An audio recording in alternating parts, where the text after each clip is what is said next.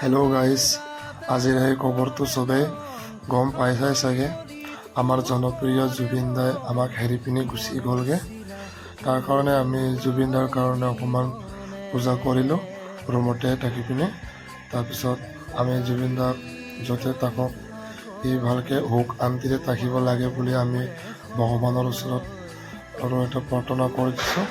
তাৰপিছত আপোনালোকেও যিমান পাৰে আমাৰ জুবিন দাৰ কাৰণে এনেকা প্ৰাৰ্থনা কৰি দিব লাগে যে য'তে থাকক ই ভালকৈ সুখ শান্তিৰে থাকিব লাগে বুলি।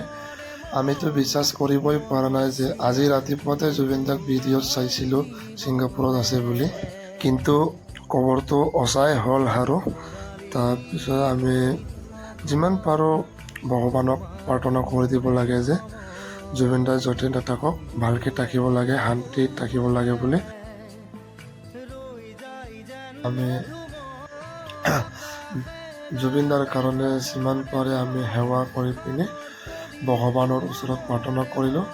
তাৰপিছত আমি 10 মিনিটৰ কাৰণে চকু বন্ধ কৰি পিনি ভালকৈ মন শান্তি কৰি পিনি সেৱা কৰি পিনি জুবিন দাক বিদায় দিবলৈ আমি চেষ্টা কৰিলোঁ গাইজ।